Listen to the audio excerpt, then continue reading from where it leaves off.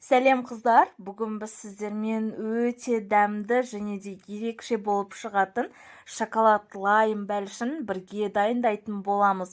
Видеоны тамашаламас бұрын менің арнама жазылып, лайк басып, комментария жазып, өз ойларыңызды білдіре кетіңіздер.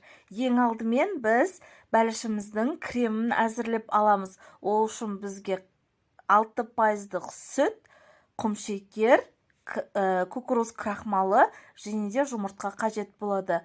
Крахмал мен қантымызды біріктіріп үстімізге саламыз. Және де үстінен бір дана жұмыртқамызды салып, бір келкі масса болғанша венчиктің көмегімен жақсылап араластырып тастаймыз.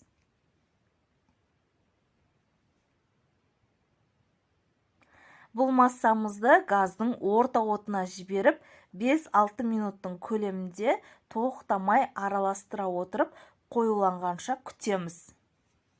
Газдың алдынан ешқайда жылжымай, осылай тоқтамай венчиктің көмегімен араластырып отыруымыз қажет. Бұл крем өте дәмді, ерекше болып шығады.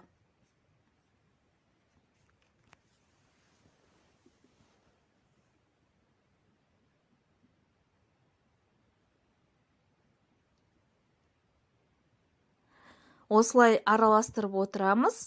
Кішкене қоюланып бастады. Мінекей көріп тұрғандарыңыздай, осылай көбіктері пайда болып бастайды. Кішкене қайнап бастаған кезде уже біздің креміміз қоюланады.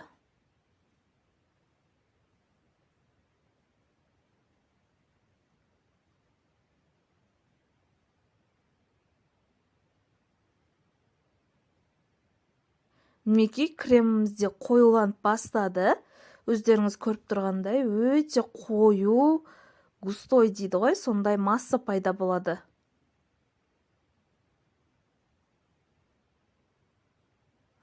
Газдың астын өшіреміз және де шетке аламыз. Бір-екі рет араластырып жібереміз. Енді креміміздің қалған заттарын дайындаймыз. Микроволновкаге 100 грамм шоколадымызды ерітеміз кішкене. Ерімегені қалғаны кремнің ішінде еріп кетеді. Және де бір лаймның согын құйып жібереміз.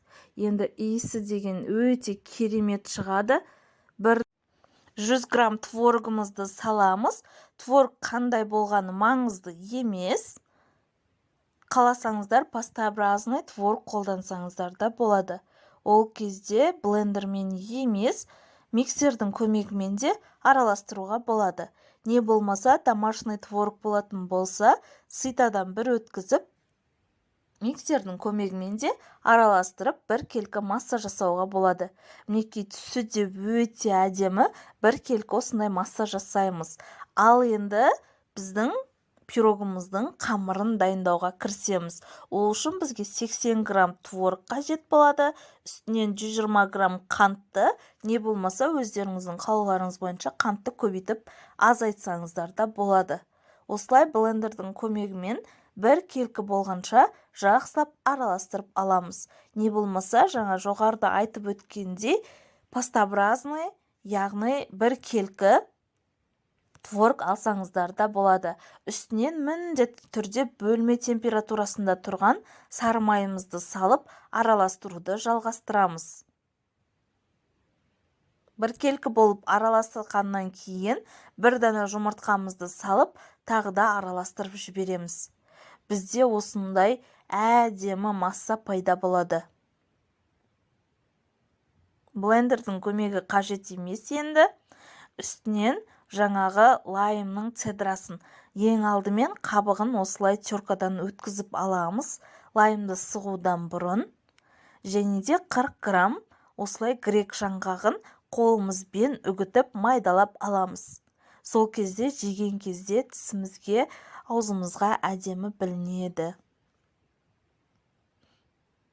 Мінекей қамырдың түсін көріп тұрсыздар, өте әдемі, қамыр кезінде де өте аппетитный. Ұнымыздың үстіне разрыхительді және де тұзымызды салып аламыз. Жаңағы массамызға ұнымызды салып аламыз.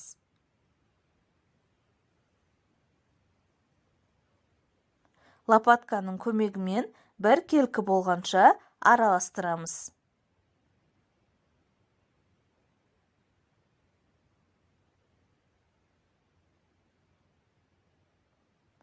Қолмен де араластырсаңыздар болады. Кішкене жабысқақтау масса болады бізде. Енді осы массамызды, қамырымызды теңдей етіп, екі бөлікке бөліп аламыз. Екінші бөлігін бөлек ыдысымызға саламыз. Мінекей салып алдық. Енді үстінен 15 грамм какаомызды салып, тағда біріккенше жақсылап қолдың көмегімен араластырып жібереміз.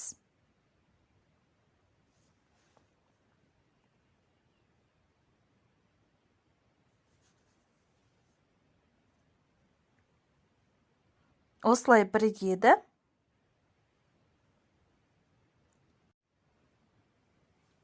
Енді формамыздың астына пергамент төсеп аламыз. Формамен де диаметр 26 сантиметр. Осылай араларын ашып, ақ қамырымызды салып шығамыз. Және де ашық жеріне осылай қара қамырымызды, шоколадный қамырымызды салып, ортасына қалған қамырымызды саламыз. Қамыр өте жұмсақ және де нәзік болады. Қолымызды ұндап, не болмаса майлап, қамырымызды бір келкі етіп, формаға жайғастырып шығамыз. Оның көмегімен осылай жайып шықтым мен.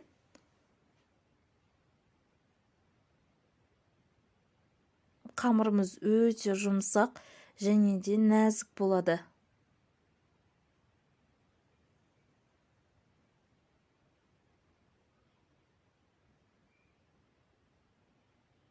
Мінекей, қамырымызды жайып алдық. Осылай тегістеп шықсаңыздар болады. Және де кремімізді құямыз үстінен. Кремімізді бір келкі етіп жағуға тырысамыз.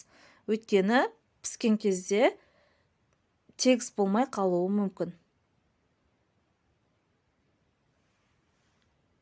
Алдын ала қыздырылған 170-180 градустық пеште қызарып дайын болғанша пісіріп аламыз. Мінекей пирогтарымыз дайын, өте дәмді, жасап көріңіздер.